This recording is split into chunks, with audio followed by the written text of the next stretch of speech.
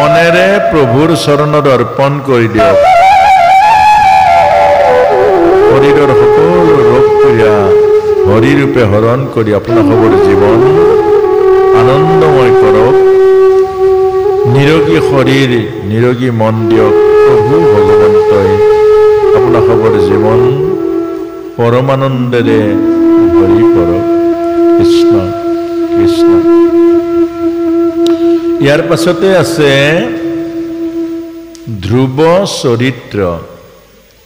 আনন্দ ইমান আনন্দ পাব কিন্তু আনন্দৰ পাছত আকৌ দৰ্শনটো জানিব লাগিব আমাৰ জীৱন মানেই হ'ল আনন্দ কিন্তু আমি ফুৰ্তিতে জীৱনটো পাৰ কৰি দিলে জীৱনৰ অৰ্থ বুজিম জানো গতিকে আমি সময়ত দায়িত্ব পালন কৰিব লাগিব কঠোৰভাৱে আৰু সময়ত দায়িত্ব পালন কৰিব লাগিব প্ৰেমৰ দ্বাৰা আমি ইমান কোমল হ'ব লাগিব যে প্ৰভু আপুনি আমাৰ গৃহলৈ আহি বহুত উপকাৰ কৰিলে প্ৰভু আমাৰ ঘৰখন পবিত্ৰ কৰিলে হে প্ৰভু আপুনি একে ভগৱানৰ ৰূপ প্ৰভু আজি নহ'লে আপোনাৰ গৃহৰ আমাৰ গৃহ পবিত্ৰ নহ'লেহেঁতেন ইমান কোমল হয় প্ৰভু আপুনি কোৱাটোৱে মই একো নাজানো মই অপৰাধী মই মূৰ্খ মই একো নাজানো মোৰ জ্ঞান নাই মাত্ৰ এটা কথাই আপোনাৰ চৰণত সেৱাভাগ জনাইছোঁ ইমান কোমল এই কোমল কোমল কোমল কোমল আমাৰ জিভা সেইকাৰণে জিভাৰ ডক্তৰ নাই জিভাৰ বেমাৰ নাই কোমল মানে হ'ল জিভা জিভাৰ ডক্তৰ নাই বেমাৰো নাই দাঁত টান টান টান টান টান আৰু কঠিন দাঁত সেইকাৰণে দাঁতৰ ডক্তৰ সীমা সংখ্যা নাই বেমাৰৰো সীমা সংখ্যা নাই সেইকাৰণে টান মানুহৰ বেমাৰ ঢেৰ ঢিলা মানুহৰ বেমাৰ নাই সৰু সৰু কথাত লাগি ধৰে এই স্বভাৱটো বৰ বেয়া আকৌ যি মানুহে সৰু সৰু কথাত লাগি ধৰে তাৰ সংসাৰখনো সুখৰ নহয় এই স্বভাৱটোৱে ঘৈণীয়েকৰ লগতো লাগিব ল'ৰাটোৰ লগত লাগিব ছোৱালীজনীৰ লগত লাগিব সৰু সৰু কথা আপুনি আহোঁতে যেনিবা ইয়াত মাতষাৰ নিদিলে যদি ধৰি লয় কিমান ভয়ানক কথা হ'ব এইটোৱে বুজাইছে আপোনাৰ সুশান্তি হেৰাই যাব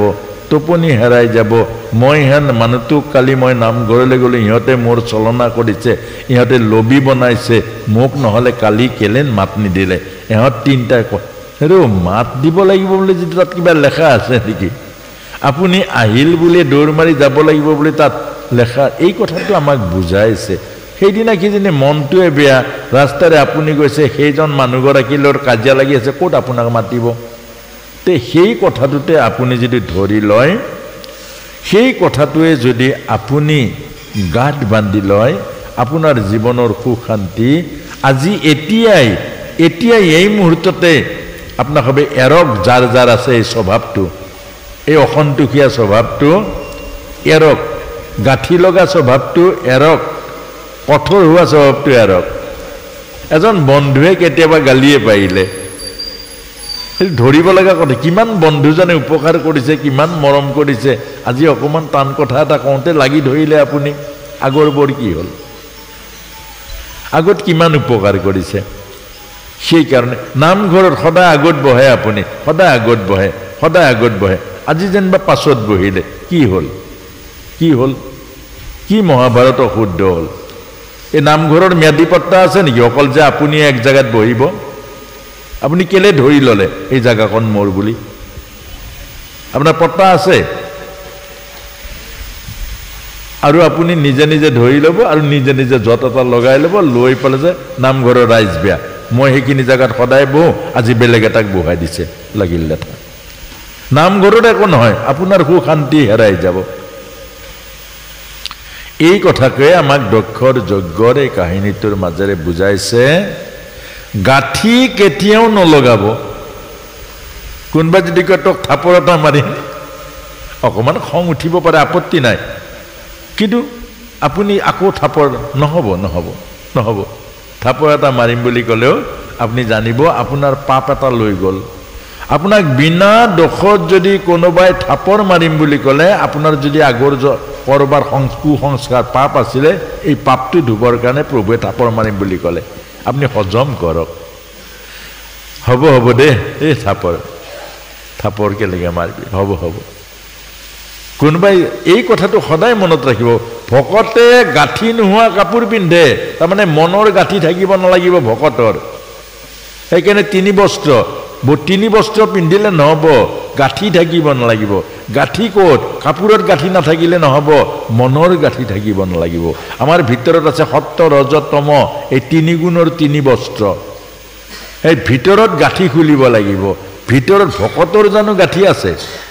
গাঁঠি লাগিলে ভকত কেনেকৈ হ'ব আপুনি গাঁঠিয়ে যদি লগাই লয় তেতিয়াহ'লে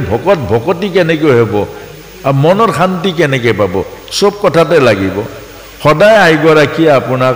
কিমান আপোনাৰ জীৱনৰ আয়ুসৰ কাৰণে সেন্দুৰ পিন্ধে আপোনাৰ সুখৰ কাৰণে চব ত্যাগ কৰে আপোনাক অন্নমুঠি নিদিয়াকৈ নাখায়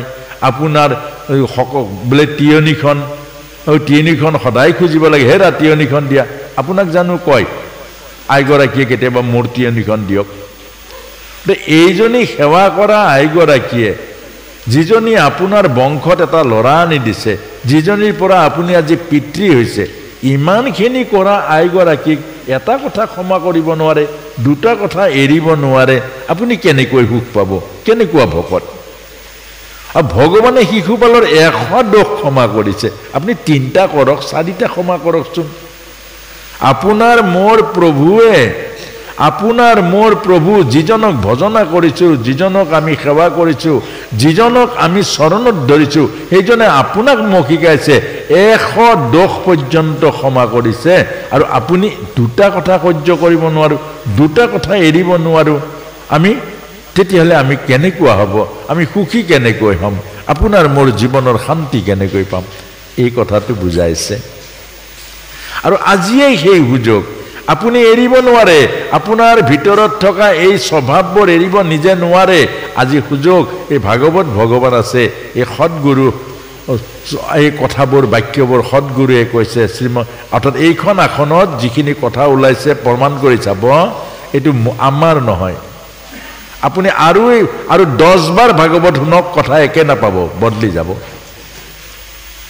এইটো হল শুকগুৰু এইখন আসনত শুকগুৰু গীতাৰ ব্যাখ্যাৰ আসনত ভগৱান কৃষ্ণ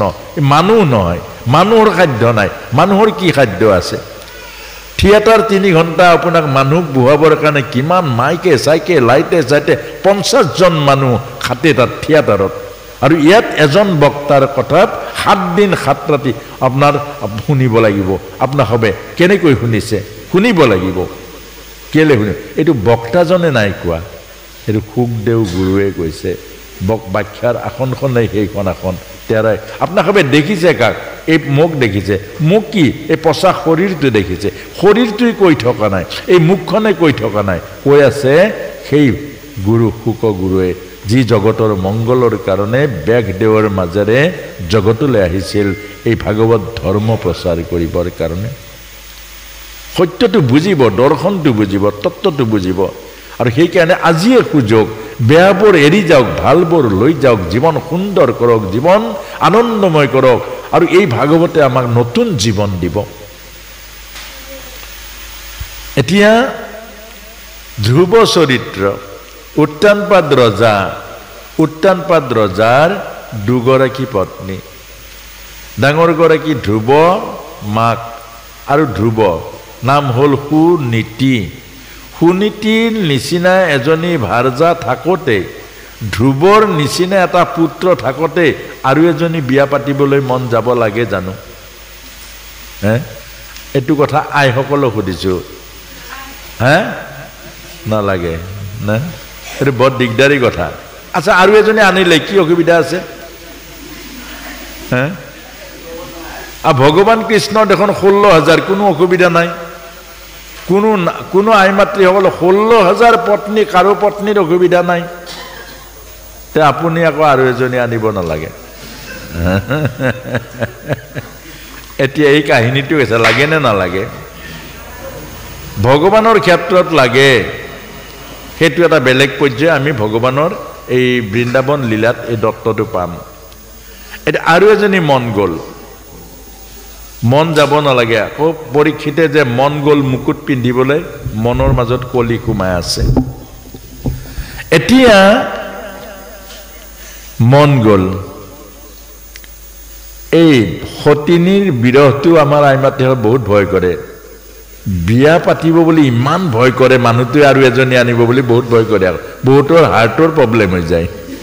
হেতুকে ভাবতে এগৰাকী আই আছিলে অকল সেই চিন্তা অৰ্থাৎ ডক্টৰে ডিগলাই দিলে কেঞ্চাৰ বেমাৰ হৈছে নাবাছে আৰু ব্লাড কেঞ্চাৰ ডক্টৰে যেতিয়া কৈছে ব্লাড কেঞ্চাৰ হৈছে নাবাছে আইগৰাকী চিন্তা মই মৰাটো চিন্তা নাই খালি মানুহজনী আকৌ বিয়া পাতিব নেকি এইটো চিন্তা এতিয়া সেইকাৰণে ওচৰতে বহুৱাই লৈছে বহুৱাইলে কৈছে যে কথা এটা সুধো আপোনাক সুধা তুমি আপুনি বাৰু কওকচোন মই মৰিলে আপুনি কি কৰিব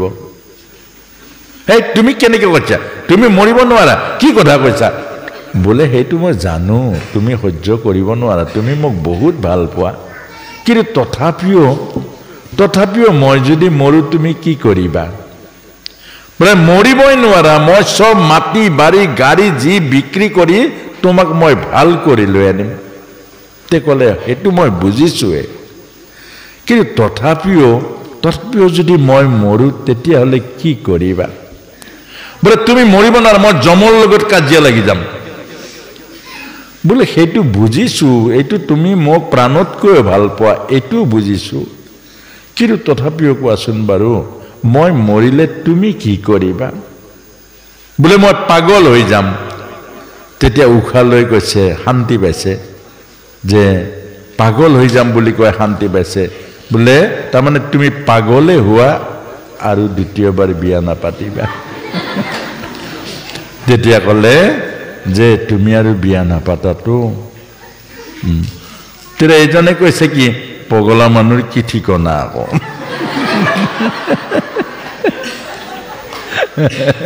পগলা মানুহৰ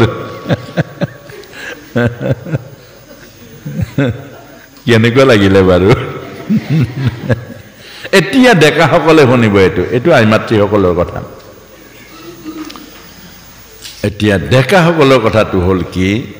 আচ্ছা অথা আপোনাৰ খবৰ কাহিনী কৈ আছো এইটো উত্তানপাদ ৰজা মানে আপোনাৰ খব জীৱনৰ কাহিনী আপোনাৰ খবৰ আমাৰ জীৱনৰ কাহিনী আছে ভাগৱতত জীৱন কাহিনী যিদিনালৈকে দৰ্শনৰ ব্যাখ্যা নহ'ব ভাগৱত শুনি কাহিনী শুনি মুখস্থ কৰি লাভ নহ'ব এতিয়া উত্তানপাদ ৰজাক এটা আকৌ চৰ্ত দিলে অৰ্থাৎ আপোনাৰ খবে নিজৰ গাত ল'ব বিচাৰ কৰিব কি চৰ্ত দিলে যে তুমি বিয়া পাতিলে মই বিয়া হ'ম তোমাৰ ওচৰত যাম কিন্তু আগৰজনী ভাৰ্জা আগৰজনীৰ ভাৰ্জাৰ পুত্ৰ তুমি তোমাৰ লগত ৰাখিব নোৱাৰিবা চোৱা পাতনিত ৰাখিব লাগিব আচ্ছা আমাৰ ডেকাসকল কৈছে এইটো কথা মানিব লাগিছিলে জানো আমাৰ ডেকাসকলে কওক যুৱক আপোনাক যেনবা এনেকুৱা এটা প্ৰস্তাৱ দিলে এগৰাকী কন্যাই আপুনি মানিব জানো নিজৰ ঔৰকজাত এটা সন্তান আছে সেই সন্তানটো উলিয়াই দিব লাগিব নিজৰ অৰ্ধাংগিনী এজনী পত্নী আছে সেই পত্নীগৰাকীক লগত ৰাখিব ন চোৱা পাতিনিত ৰাখিব লাগিব এইটো মানিব নে নামানিব আপোনাৰ হবে বাৰু এজনে কৈছে নামানো ধেমালি নকৰিব এইটো কথা ভাগৱতৰ কথাত নাহাহিব তাৰমানে ৰস ল'ব কিন্তু নাই ভাগৱতৰ কথাবোৰ হ'ল প্ৰভুৰ কথা দিব্য কথা কাহিনীবোৰ সেইকাৰণে কওঁ অকণমান হাঁহিবলৈ মনটো পাতল কৰিবলৈ এতিয়া আমাৰ সকলোৱে এবাৰ গভীৰভাৱে চিন্তা কৰক নামানো নহয়নে কিন্তু এতিয়াতো মানি আছে আনকি মাক বাপেককে বৃদ্ধাশ্ৰমত থৈছে পত্নীৰ কথাত এই নামানিবৰ অৰ্থাৎ কথাটো বুজিবৰ কাৰণে হৃদয়ঙ্গম কৰিবৰ কাৰণে কাহিনীটো দিছে উত্তানপাদ ৰজাই মানিলে এইটোৱে হ'ল মানিলে এটা মনা কাৰণে এটা উত্তানপাদ ৰজাৰ অৱস্থাটো ক'ব উত্তানপাদ ৰজাই মানিলে এটা কেলে মানিলে যি পুৰুষে কামক নিয়ন্ত্ৰণ কৰিব নোৱাৰে সেই পুৰুষে মানি লয় নিজৰ ভিতৰত থকা যেটো কাম শক্তি প্ৰবল কাম শক্তি এই কাম শক্তিক যি পুৰুষে নিয়ন্ত্ৰণ কৰিব নোৱাৰে এই পুৰুষেই মানি লয় যিকোনো সত্য মানি লয় আপোনালোকে দেখিছে এজন মহান মহান আসনত থকা পুৰুষ চৰিত্ৰহীন হৈ যায় জগতৰ চকুত কেনেকৈ অধপতনলৈ গুচি যায় এই সমাজত ছবিখন দেখি আছেন নাই এই কাহিনীটো ছবিখন নহবৰ কাৰণে আজি এজন পুৰুষৰ চৰিত্ৰ স্খলন হোৱাৰ লগে লগে গোটেই বংশলৈ কলংক হয় গোটেই বংশটো অভিশপ্ত হৈ যায় আৰু নিজেও নাক উলিয়াব নোৱাৰা হৈ যায় আৰু নিজেও জীৱনৰ সৰ্বস্ব পুণ্য আৰু আসনৰ মৰ্যাদা হেৰুৱাই পেলায় এইটোৱে হ'ল মায়া সেইকাৰণে আমাৰ ডেকাসকলক কৈছে 12 বছৰৰ পৰা ব্ৰহ্মচৰ্য সাধন কৰক ইন্দ্ৰিয় নিয়ন্ত্ৰণ কৰক কাম শক্তিক হাতৰ মুঠিত লওক যদি কাম হেই নহলে নোৱাৰিলে কামে আপোনাক কলৈ লৈ যাব কামে আপোনাৰ জীৱনৰ অধগতি আনি দিব চৰিত্ৰ যদি স্খলন হৈ যায় আপোনাৰ সন্তান ভৱিষ্যতে ভাল সন্তান নহব কেলে চৰিত্ৰহীন পুৰুষৰ বীৰ্য শক্তি নাভিৰ তলত থাকে যি পুৰুষৰ চৰিত্ৰ ধৰি নাৰাখে চৰিত্ৰ স্খলন হৈ যায়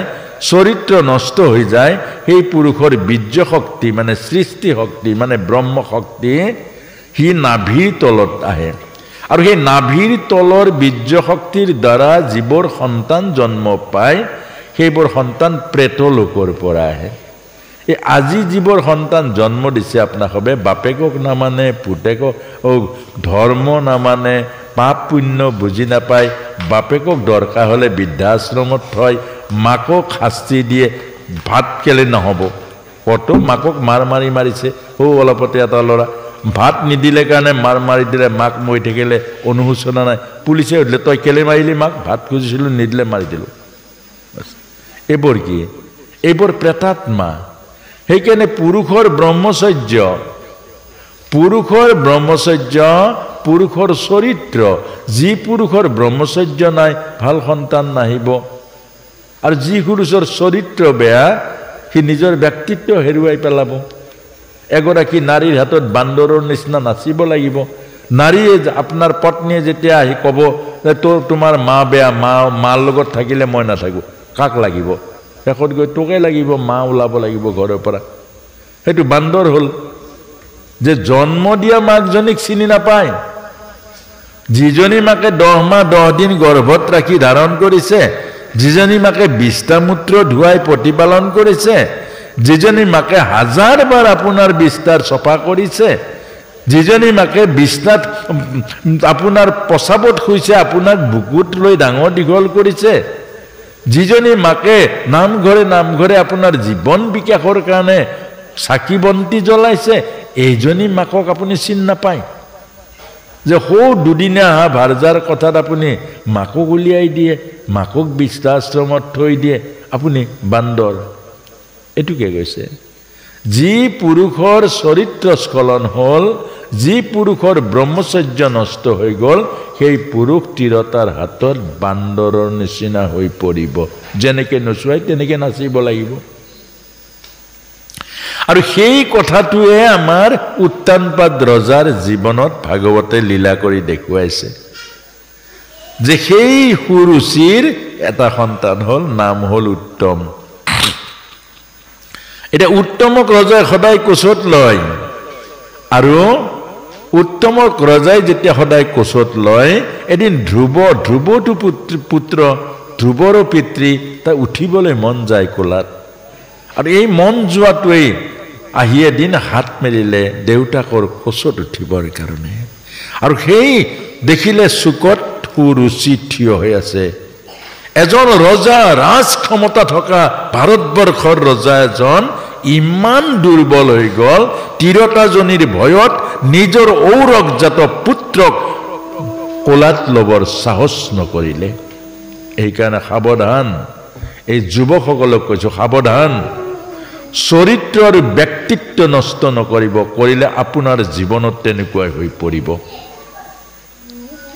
ইমান শক্তিধৰ এজন ৰজা এজনী তিৰতাৰ ওচৰত কেনেকুৱা দুৰ্বল সেইকাৰণে কাম জিনক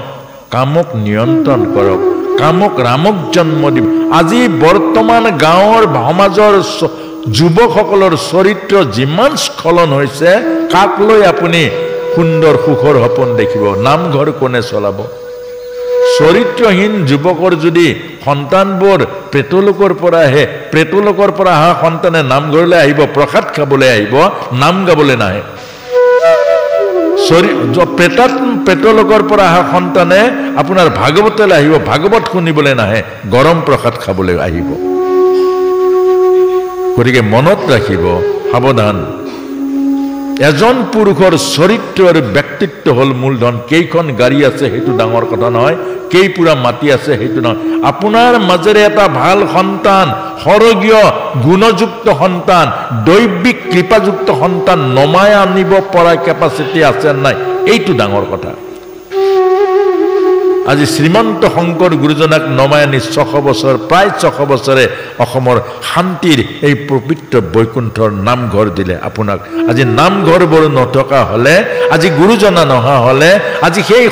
শ্ৰীমন্ত শংকৰ গুৰুক জন্ম নিদিয়া হলে আজি নামঘৰ বিহীন আজি অসমীয়া জাতিটো কি হলহেঁতেন এবাৰ ভাবক চকুমুদি ভাবক আৰু সেই কথাটোৱে আমাক বুজাইছে উত্তানপাদ ৰজাই হাত মেলিব নোৱাৰিলে আৰু সুৰুচিয়ে ধ্ৰুৱক তিৰস্কাৰ কৰিলে কাৰ কোলাত বহিবলৈ ওলাইছ ৰজাৰ কোলাত বহিলে ভাগ্য লাগিব আৰু সেই হতভাগিনীৰ গৰ্ভত জন্ম হৈ তই আজি ৰজাৰ কোলাত বহিবলৈ আশা কৰিছ আঁতৰ হ কেতিয়াবা মোৰ গৰ্ভত জন্ম হবি আৰু মোৰ গৰ্ভত জন্ম হলেহে ৰজাৰ সিংহাসনত বহিব পাৰি কিমান মৰ্মঘাতী কথা কিমান এজনী নাৰী হৃদয়হীন হলে এনেকুৱা কথা ক'ব পাৰে আৰু সেই কাৰণে ধ্ৰুৱক এইবোৰ তিৰস্কাৰ কৰাৰ কাৰণে আনৰ ল'ৰাক কষ্ট দিলে আনৰ ল'ৰাক এনেকৈ ব্যৱহাৰ কৰিলে আনৰ ল'ৰাৰ অনিষ্ট চিন্তা কৰিলে আপোনাক মোক বুজাইছে সুৰুচিৰ সন্তান ধ্ৰুৱ যি উত্তম আধা বয়সত মৰি থাকিলে আপোনাক মোক এই সংবাদ দিছে ভাগৱতে যি মাতৃয়ে আনৰ ল'ৰাক হিংসা কৰে যি মাতৃয়ে আনৰ পুত্ৰসকলক অনিষ্ট কৰিবৰ কাৰণে যত্ন কৰে যি মাতৃয়ে আনৰ সন্তানসকলৰ অহিত চিন্তা কৰে সেই মাতৃৰ পুত্ৰসকল তেওঁ নিজৰ পুত্ৰ আৰু কন্যাৰ অনিষ্ট হ'ব ডায়েৰীত লিখি থব আৰু আজি বৰ্তমান সমাজত সেইটোৱে বেছি দেখা যায় কাৰোবাৰ ল'ৰা এটা আগবাঢ়ি যোৱাটো সহ্য কৰিব নোৱাৰে কাৰোবাৰ ল'ৰা যদি ভালকৈ পাছ কৰিলে সহ্য কৰিব নোৱাৰে কাৰোবাৰ এটা সন্তান এটা ল'ৰা হলে আপোনাৰ ঘৰত কেইদিনমান গ'লে উচ্চতাই দিয়ে তোৰ বাপেৰে তই এটাই সন্তান তোৰ বাপেৰৰ কিমান টকা আছে দামী মোবাইল এটা ল তই এইটো মোবাইল লয় নেকি তাক উচ্চতাই বাপেকৰ লগত কাজিয়া লগাই ঘৰ ভাঙে সাৱধান আজিৰ পৰা মনত ৰাখিব আনৰ ল'ৰা ছোৱালী অনিষ্ট কৰা আইৰ নিজৰ সন্তান অনিষ্ট হয় আৰু তাৰ পাছতে ধ্ৰুৱ কান্দি গ'ল আৰু ধ্ৰুৱ সুনীতি অৰ্থাৎ এগৰাকী মাতৃ 10 জন শিক্ষকতকৈ মহান মাতৃ আদ্য গুৰু আৰু সেই আদ্য গুৰু মাতৃয়ে সেই আদ্য গুৰুৰ জ্ঞান দিলে ধ্ৰুৱক সাৱটি ধৰিলে কি হ'ল মোৰখন কি হ'ল বোলে মাহিমাই এনেকৈ কৈছে তিৰস্কাৰ তেৰা ক'লে শুন মোৰখন মাহিমাই উচিত কথা কৈছে মিছা নাই তই মাহিমা শত্ৰু বুলি নাভাবিবি কোনো কথা আপোনাৰ মোৰ জীৱনৰ কাৰণে কোনো কথাই কষ্টদায়ক নহয় সুখদায়ক প্ৰতিটো জীৱনৰ সমস্যা আহে আপোনাক মোক উদ্ধাৰ কৰিবলৈ আগবাঢ়িবৰ কাৰণে আজি যি সুৰুচিয়ে ধ্ৰুৱক গালি নাপাৰিলেহেঁতেন ধ্ৰুৱ আজি স্বৰ্গৰ সিংহাসন নাপালেহেঁতেন ধ্ৰুৱলোক নাপালেহেঁতেন আজি যীশু খ্ৰীষ্টক যদি ক্ৰুচত নিদিলেহেঁতেন আজি যীশু খ্ৰীষ্ট ভগৱান নহলহেঁতেন ক্ৰুচত দিয়া অৰ্থাৎ অন্তিম ইচ্ছা প্ৰকাশ কৰিছে হে ভগৱান মোক যিজনে ক্ৰুচত দিলে সি একো নাজানে তাক ক্ষমা কৰি দিবা এইটো ক্ষমা মানুহৰ মহাগুণ মানুহৰ ক্ষমাটোতকৈ ডাঙৰ গুণ নাই যি মানুহে ক্ষমা কৰিবলৈ শিকালে ঈশ্বৰৰ আশীৰ্বাদ বৰষুণ ৰূপে আপোনাৰ শিৰত পৰিব আৰু যি মানুহে ক্ষমা ধৰ্ম নিশিকিলে সেই মানুহৰ জীৱন কণ্টকময় হৈ পৰিব আৰু সেই ধ্ৰুৱ মাকৰ কি শুনিলে যে সত্য কথা সত্য মানে কি যে মাহিমাই সঁচা কথা কৈছে কিন্তু বোপাই এই ৰজাজন কালমায়াৰ বুকুত এদিন হেৰাই যাব এইখন সিংহাসন এদিন কালমায়াই শেষ কৰি দিব আৰু এজন ৰজা আছে আৰু সেই এজন ৰজা আছে সেইজন আৰু এখন সিংহাসন আছে সেইজন ৰজা সেইখন সিংহাসন যদি তই পাব পাৰ কালমায়াই কাহানিও নষ্ট নকৰিব যা অৰণ্যলৈ যা সাধনা কৰগৈ সেই ভাৱনাৰ মাজেৰে সেইখন বাসন পাবলৈ সেইজন ৰজাক পাবলৈ এই সুযোগ ওলাই যা উলিয়াই পঠিয়াই দিলে 5 বছৰীয়া ধ্ৰুৱক পঠিয়াই দিলে অৰণ্যৰ মাজলৈ তপস্যা কৰিবৰ কাৰণে আপোনাৰ সন্তানটোক আজি সংকল্প কৰক আজিৰ পৰা মোৰো সন্তানটোক আধ্যাত্মিক অৰণ্যত পঠিয়াব নালাগে আপুনি অন্তত বোপাই কালি ভাগৱত শিকিলোঁ বোপাই দেখিলে আজিৰ পৰা মই কাণ ধৰিছোঁ কোনো গাঁৱৰ ল'ৰা ছোৱালীক মই কেতিয়াও বেয়া নেদেখোঁ বোপাই আজিৰ পৰা তয়ো আধ্যাত্মিকতা হ প্ৰভুৰ নাম ল প্ৰভুক পাবৰ কাৰণে ঈশ্বৰৰ চৰণ নাপাহৰিবি ধৰ্ম এইবোৰ আতুৰ হওক ভয় কৰক সেইকাৰণে আপোনাক কৈছে ভাগৱতে কথা শুনিলে মানুহে কান্দিব লাগিব ভাগৱতৰ কথা শুনিলে উদ্বাউল হ'ব লাগিব নিজৰ ভুলবোৰ উগুল ঠুকুল হ'ব লাগিব ভুলবোৰে আহি হেঁচা মাৰি দিব প্ৰায়শ্চিত্ত হ'ব লাগিব ইয়াত 10 বাৰ প্ৰভুৰ চৰণত মনৰ দ্বাৰা সেৱা কৰিব লাগিব প্ৰভু অজানিতভাৱে ময়ো বহুত ভুল কৰিছোঁ প্ৰভু মোক শুদ্ধ কৰা কিন্তু আমাৰ সেইখিনি কথা নহয়গে আমি অকল তাৰ মাজতে কাৰোবাৰ দোষ দেখোঁ কাৰোবাৰ কথা দেখোঁ কাৰোবাৰ কিবা এটা হয় সেইকাৰণে মনত ৰাখিব ধ্ৰুৱ ওলাই গ'ল অৰ্থাৎ যি সন্তান ঈশ্বৰমুখী হ'ল সি অমৰ সন্তান হ'ল তাক কোনে মাৰিব যি সন্তান ঈশ্বৰমুখী হ'ল আৰু যি সন্তান অহংকাৰী হ'ল সি নিজে মৰিব যোৱাকালি শিকাইছিলোঁ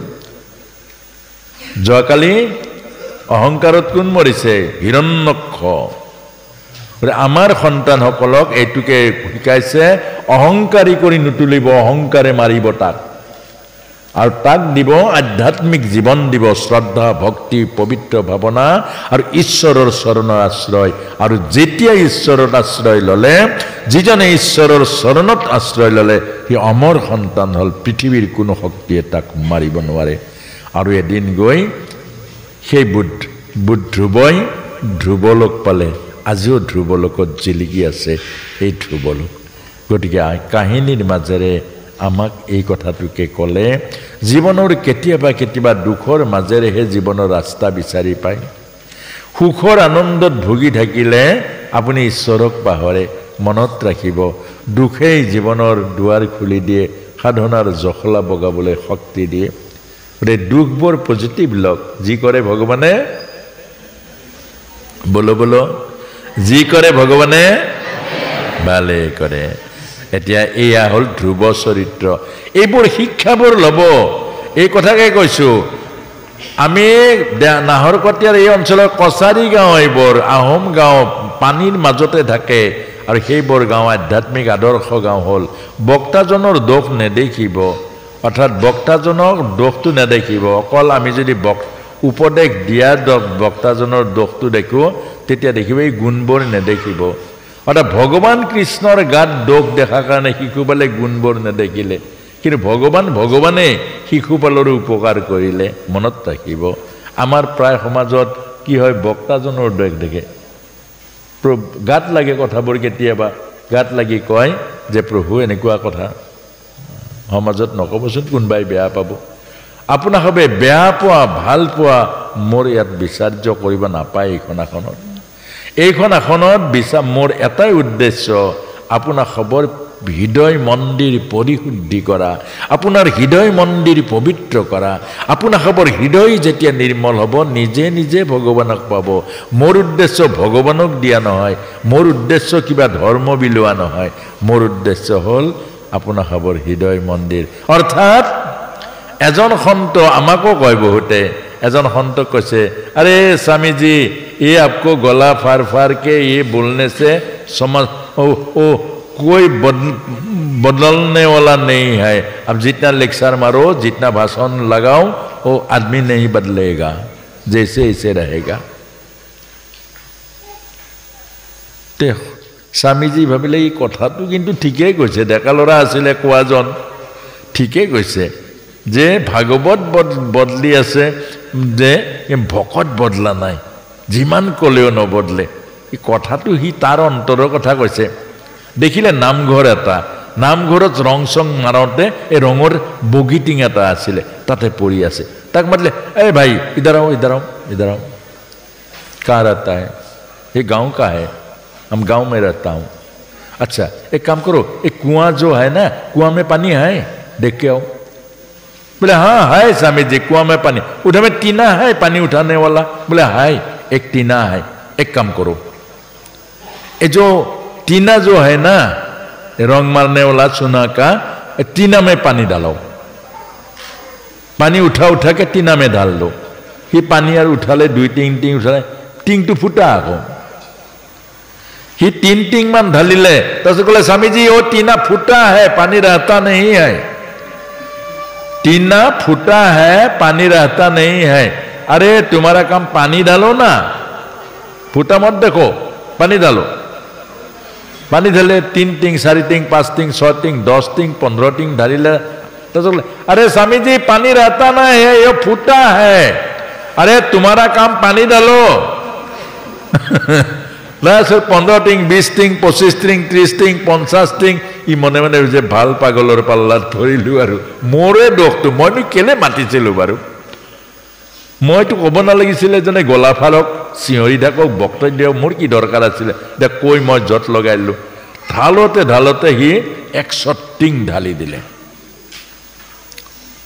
তেতিয়া কৈছে, আৰে বেটা নিয়া ले आओ, ओ टीना उठा के ले आओ। আহিলে, क्या हुआ? बोले कुछ नहीं है, पानी रहता नहीं, फूटा है। फूटा तो है, लेकिन क्या हुआ? इस साहिब से क्या हुआ? ओ काम এটা হ'ল আকৌ, এই লাগি থকা চূণবোৰ মামৰ গ'ল গ'ল, পানী কিন্তু ৰোৱা নাই। এই লাগি থকা মামৰবোৰ চূণবোৰ এৰা খাই গ'ল, টিংটো চফা হৈ গ'ল। ते बोले स्वामी जी एक काम हुआ। बोले क्या हुआ? जे मामर जो लगा था ना, वो साइड में जो मामर था लेतरा था, वो निकल गया। अरे बेटा ये काम हम करता हूँ, ये काम तो मैं करूँ। ए मानुहर भितरत थका मामर बोर, मानुहर भितरत थका अभिमान बोर, मानुहर भितरत थका अहंकार बोर गुचाब पारिले मोर काम हो যাব। এলে কাণ ফুটায়, এইফালে শুনি এইফালে যায়। এই টিংটো ফুটা নহয়, মানুহৰ কাণটো ফুটা, এইফালে শুনে সেইফালে ওলাই যায়। তাৰ পৰা লাভ এটা হ'ব কি, কোনো বক্তা ঈশ্বৰ দেখুৱাব নোৱাৰে, ঈশ্বৰক পোৱাব নোৱাৰে, কিন্তু মামৰবোৰ গুচাব পাৰে। যোৱাকালি ফোন কৰিছে ইউটিউব চেনেল চাই নগাঁৱৰ পৰা পুলিচ অফিচাৰ এজন। बोले प्रभु आपनार यूट्यूब चैनल तो चाइसो, मोरतो चैनल नाई, आमार जने मोर भाईटे एनेकुवाई करे आरो तेरे कैसे आपनार यूट्यूब चाई चाई मैं सम्पूर्ण निरामिष हो गलो, मोर जीवन सब परिवर्तन हो गल, मैं पुलिस करूँ। এইটোৱে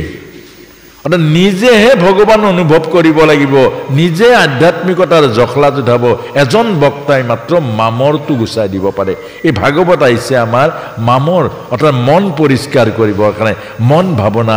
মুক্ত কৰিবৰ কাৰণে। আমাৰ যদি মনৰ মাজৰ পৰা মামৰ গুচি গ'ল, মনৰ মাজৰ পৰা অহংকাৰ গুচি গ'ল, মনৰ মাজৰ পৰা লোভ মোহ কাম ক্ৰোধৰ পৰা মুক্ত হৈ গ'ল, এই মনেই আপোনাৰ জীৱনলৈকে ঈশ্বৰ আনিব, সুখ শান্তি আনিব। মন সংগা কাছুতি মে গংগা, মন যদি পবিত্ৰ হ'ল হাতৰ মাজতে মনৰ মাজতে গংগা আছে আৰু মন যদি লেতেৰা হয় গংগাত 8 বাৰ ডুব মাৰক কাম নাই মন যদি পবিত্ৰ হ'ল নামঘৰত আহক বা কবাত ৰাস্তাত যাওক আপোনাৰ ভক্তিৰ লগত থাকিব আৰু মন যদি লেতেৰা নামঘৰত আহিলেও ভক্তি হ'ব জানো প্ৰভু এই কথাটোকে আমাক বুজাইছে একেনে ধ্ৰুৱ চৰিত্ৰৰ মাজেৰে